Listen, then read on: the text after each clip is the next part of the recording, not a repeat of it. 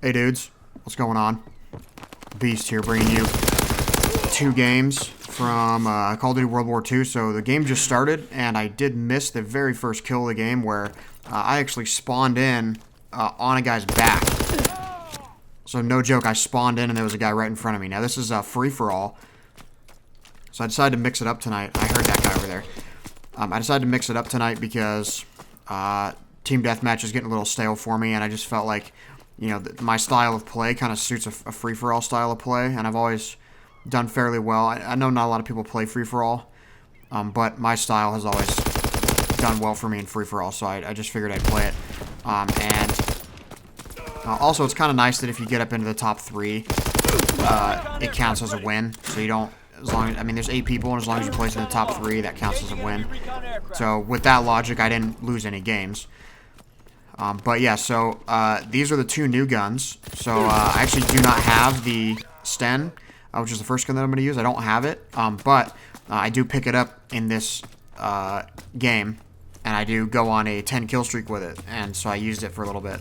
And it is an absolute machine. It is so ridiculous.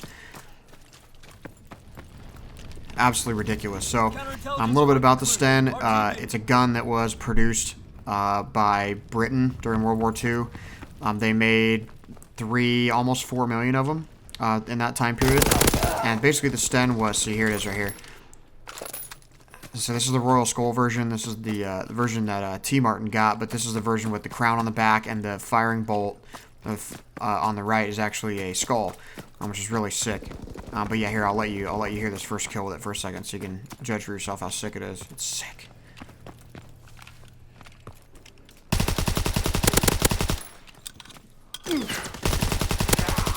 It's got such a mean recoil pattern to it. Like, it doesn't have really any.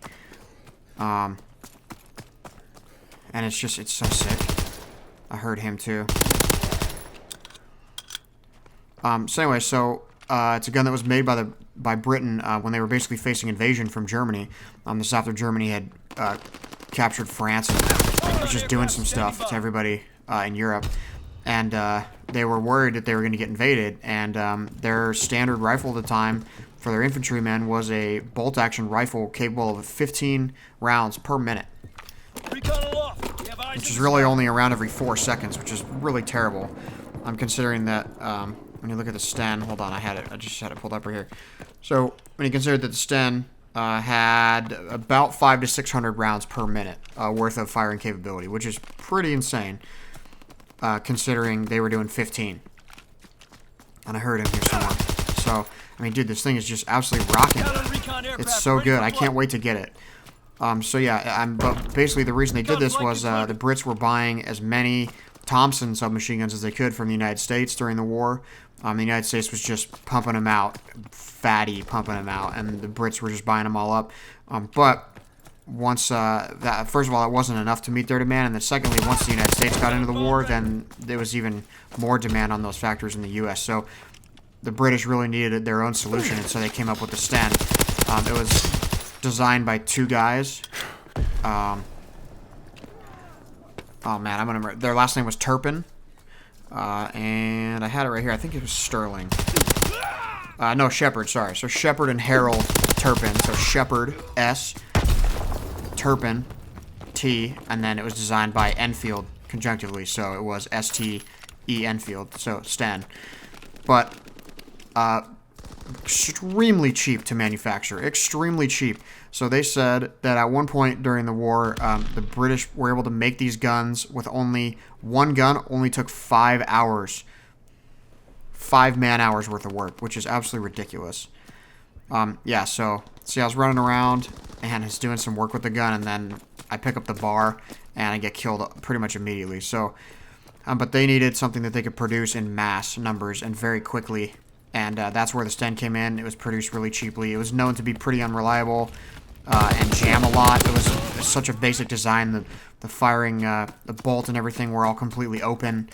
And it was just really, it wasn't the best. And also the magazine that went into it had 2 separate rows of bullets, but they would like feed into one single chamber. So like the 2 on each side had to compete and they had to feed alternating. And if anything got in there, if any sort of dirt or anything got in there, which it was prone to do because the gun was basically completely open, then it would jam. And also, as you saw my character when he was holding it, the magazine shoots out the side. He was holding it on the magazine, and that actually causes the loading mechanism of the magazine to bend and warp over time, and then that causes issues with feeding the bullets. Now, what you'll notice is guns today, like submachine guns today, and even assault rifles, have curved magazines. Think about the AK-47, you think about the MP5. These guns have curved magazines, and that helps feed the... see, even this gun has a curved magazine. See how it's a straight magazine right here? So if you fired it like this, holding onto this part of the magazine, then you're actually... I mean, look how no recoil there is. There's just none. Then it would mess up the thing over time. And so anyway, they designed it that way on purpose, not to fail, but they designed it that way on purpose because they modeled it after the round that the Germans were using, the magazine the Germans were using. So you should have been able to just pull those magazines and put them right in to this gun, and it kind of worked. But it was just an extremely cheap gun to make, and extremely easy to make, and they were able to crank out a ton of them. Just a ton of them, and it was an extremely basic design, extremely basic. Basically just a pipe with a barrel, and then a piece of metal on the back for a stock, and that was it. But it's a really good gun. Like I said, I watched a video of T. Martin getting it. He got it on one of his last supply drops before he hopped into a game, and I watched him use it, and I thought, man, that actually looks really good. And it was kind of funny, because normally people are upset when you add, as a DLC, you add like a really powerful weapon that's better than all the other weapons. But he seemed excited about it. He was like, I'm really glad they actually made a powerful weapon because... And I didn't even have to move that bomb. I'm really glad they put in a powerful weapon because it seems like, you know, all the other ones are usually really weak. And I thought that was kind of strange, but after using it, I completely agree. It is a beast of a gun, and I cannot wait to get it. I mean, it's going to be ridiculous to have. It's so good. Like, I've been loving the submachine gun recently. I had a really good game with a PPSH, and I just didn't have time to fit in here because I didn't want to make this video outrageously long. But yeah, I mean, you know, so I'm going to contrast it with the Gewehr, or the Gewehr 43, which I actually got in a supply drop. My very first winter supply drop, I kid you not. My very first winter supply drop, I call it in, I get a heroic variant of the Gewehr 43, which is just so sick. So I made a class with that. You'll see that coming up here in a minute or two when I make that class. But just to contrast it with that, the muzzle velocity of this Sten gun is around 1,000 feet per second. 1,200 feet per second, somewhere in there. Which is extremely fast. Obviously, if you think about that, that's basically like a fifth of a mile in a second, which is pretty crazy. You know, these guns use pistol rounds, and that guy kept coming out of nowhere. I don't know where he came from. It's making me really mad.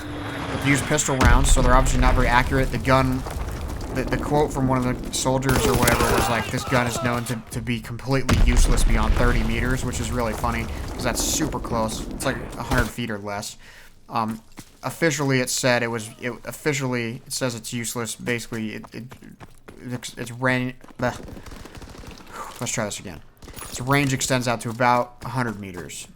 But obviously, a pistol round is a really big round with a lot of mass to overcome and a lot of non-aerodynamic, you know, good things. So see, that's 30 and 10. And I mean, I started out 15 and 1, so I still went 15 and 9 at the second half of the game, I guess. But yeah, I mean, and the submachine guns were all the rage in the war. You know, I mean, they had submachine guns before, but you know, things like the MP40, things like the PPSH, things like the Sten and the Thompson. These were all guns. Did I ever say Thompson?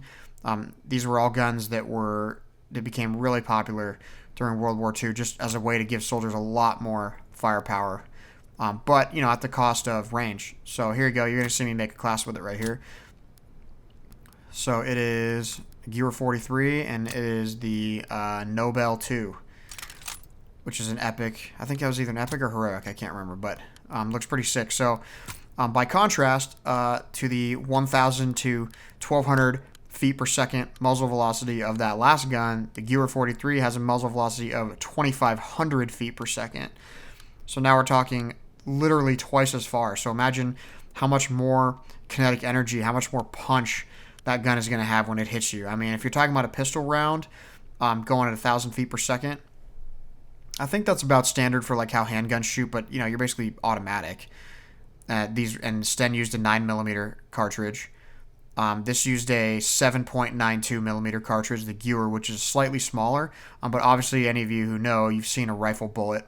It's pointed, and it's basically like a rocket, as opposed to a big, slow, like ball with a tail on the end of it, basically. So, 2,500 feet per second is really fast. I mean, if that hits something, it's just going to absolutely tear it up. I mean, that would knock you over.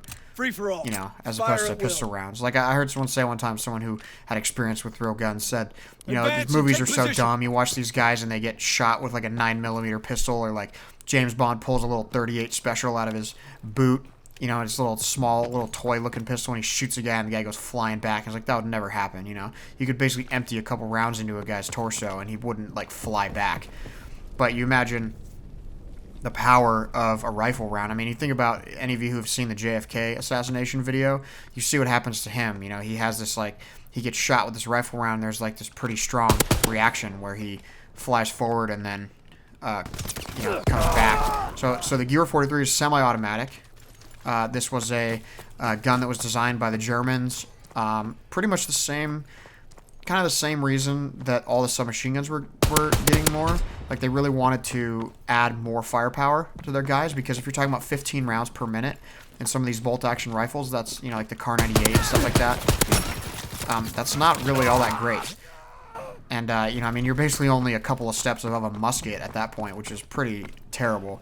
So to think these have these semi-automatic guns with a 10-round mag, I mean, you could fire off 10 rounds in a couple of seconds, and then you could reload another round and keep going at it. So they designed this gun. It was actually called the Gewehr 41 first, which was model 1941, and their army regulated that they couldn't make a gun with a certain type of firing bolt or firing mechanism. I mean, I don't know this much about guns, but they couldn't make it with a certain firing mechanism, so it forced them to make it a little bit differently, and the only way to do it was to make these really unconventional mechanisms that were outside the gun, and they weren't all that reliable because they weren't that tested. So as the Germans invaded, and they issued these to their soldiers starting then. And I mean, again, think about a semi-automatic gun versus a bolt action. I mean, if you're talking about a 4-second interval for a bolt action between firing shots, I mean, think how many rounds you could shoot with this thing. You could shoot the whole 10 rounds in 4 seconds. And so, yeah, the majority of these didn't have a scope on them. They just shipped them just like this. But they had, when they invaded Russia in the 1940s, which was basically the beginning of the end for them, the mistakes in the war. But what happened is they were able to seize some numbers of the Russian SVT-40, which is another gun that's in this game. And they were able to see what they had done to make that such a successful gun, because they were really surprised by that. They were not expecting the Russians to have something like that. And here we go again with the Sten. Now, I love that extended mag. Isn't that lag horrible? I love that extended mag on there. It looks so sweet. So they were not expecting the Russians to have such good equipment. It's been well documented that the Germans were actually extremely surprised. They basically thought the Russians were just a bunch of like Neanderthals, farmers over there that couldn't do anything, and they were really surprised by how much technology they had. And so they had the SVT-38 and the 40, but the 40 had just a super simple gas mechanism. So when you shoot the gun forward, the gas that escapes out of the end of it pushes a little piston. It pushes back into the gun, and it will eject the previous round, and then it's spring loaded in the back. So it pushes it back, ejects the round, and the spring comes forward, pushes up, and loads the next round into the chamber. So the actual action of the recoil of shooting the gun loads the next round for you, which is why you could shoot it so fast. And they were really surprised by how simple that was, and so they just implemented that into their own gun, and that's the Gewehr 43. So it's essentially their same model, but it had a copy of the Russian gas piston thing, recoil control that they ended up doing to get to load the gun. So this gun, I think they said they made 400,000 of them, and most of them just came like this, with just no scope, nothing like that, just the iron sights. And see, right here, I was just moving on the hearing footsteps. And of course now I'm gone. But all those guys I heard, This guy too. All those guys I heard. That one, of course, I couldn't finish the job because I'm an idiot. But yeah, I mean, you know, you think about these things, and you can have all this different technology, you can have all these different types of guns and all this, whatever, but when you actually go to war and you're actually finding things out, that's when the real innovation happens. Like, there's this great story of the M1 Garand, which everybody knows. You know, it has that iconic ping when it empties the clip because it has a metal, basically like a metal bullet loop that connects all the bullets. And so when you fired the final round, it would eject that automatically, making this ping sound. So what would happen is they'd be shooting, and the enemy started knowing, hey, that means they're out. And so they'd go ping, and then the enemy would pop up and start shooting, which is genius on the enemy's part. So then what's even more genius is what the Americans started doing was they started taking the empty bullet loops, and they'd just smack them on their helmet and then wait for the enemy to pop up. They'd just hit them on their helmet, it would go ping, and they'd think they were out, and they'd pop up, and they'd just mow them down. So it's like, you know, these are the things that were going on in war. So all the different stealing of different guns and all this kind of stuff. There were lots of guns that a lot of them they even made to use the enemy's rounds while they were in the war, because they were just, you know, there were rounds laying around, there were magazines laying around, and so a lot of these guns were made to accept, you know, different types of magazines from different types of guns.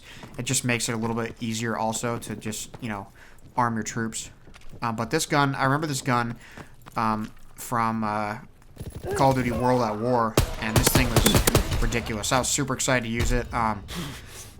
Excuse me, I don't think free-for-all was the best choice to use this gun, so next time I use it, it'll be in a team deathmatch or maybe even a domination, because it wasn't the right choice. Free-for-all is a little bit too fast-paced, and I should have been submachine gunning, and I don't remember if I switched to it this game, but a couple of games when I was playing with this gun, I ended up switching to the PPSH because I just couldn't. This gun wasn't doing it for me. It wasn't fast enough. But yeah, I always loved the semi-automatic rifles. I'm probably a little bit too far removed from being able to play like that now, so I probably would prefer the submachine gun. But guys, I'm telling you, that Sten is rocking it, dude. That thing is so sick. But as you see, I mean, this gun sounds really powerful. It's got a nice punch to it. It's pretty much like a 3-shot. I'm sure if you got him in the head, it could be a 2, I guess, but it's pretty much a 3-shot. If they're at range, it could even be a 4-shot. But there's very, very little recoil. And that was specifically what I remember about World at War, was you could use the gun with a reflex sight and there'd be virtually no recoil. Like, you could just empty a whole mag and they'd go, you know, the bullet might go up a couple of feet. If you were, you know, halfway across the map, it might go up a couple of feet, which is not even really enough to miss. Like, so you could basically just fire it as fast as you possibly could, and you really couldn't get it to recoil out of their head. So, I don't know. Sick gun. I literally can't believe I got it on the first winter supply drop. Like, watching T. Martin do his, I think he did like 60 or 70 supply drops or something like that before he got it. He didn't put all those in the video, obviously, but he had like 65, and then he ended up buying more, and he got the Sten right at the end, so he got nothing the whole time, and then he got it right at the end, and I kid you not, I go in there. See right here, I thought that car was much closer to blowing up, so, but you see how fast I can shoot it though? So that was 8 rounds right there in just, you know, 2-3 seconds. But I watched him do the supply drops, and like I said, I think he did probably 70 or 80 of them until he got it. And I got mine on the very first drop. It was like, boo, boo, and I was like, oh no, you gotta be kidding me. So I had to make a video with it. Had to. This was one of the dumbest grenades. Can't believe it. Can't even believe it. So, anyway, yeah, that's about all I have for you guys. I'm going to leave you with the rest of the gameplay from the rest of this. It ends up being a pretty good game, and I don't think I end up winning. And I don't know why I just said it was a good game. I think I go 19-19. I'm such an idiot. But yeah, so, not a bad first game with this. Hopefully I get the Sten soon. I mean, I'll have to grind out a lot of these contracts because I'm certainly not going to spend any money on COD points. That is the biggest racket I've ever heard of, and I've pretty much decided I just refuse to do that. I can't be bothered to do that anymore. Previous years, I might have spent some money to try to get it, but just seeing the trend and the way video games are going these days, and the way they're going with these absolutely abhorrent microtransactions and just pure greed on the part of these video game publishers. Just absolutely unadulterated greed.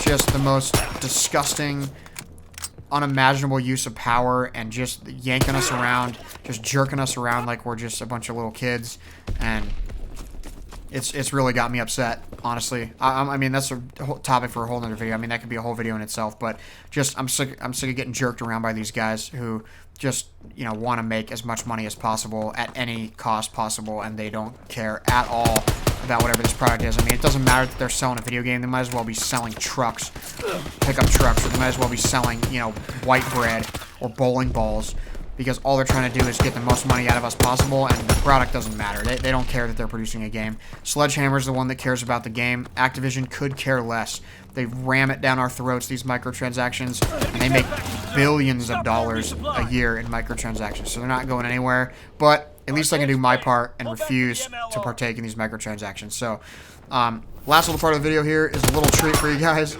Something that I've been trying to do for a while, and I finally ended up doing it. And then at the end, you can see my stats. I just kind of cycle through real quick all my stats. You can see all my kills and wins and stuff. And then I go into my combat records. You can see like my win-loss ratio and all that kind of stuff. So I appreciate you guys being here.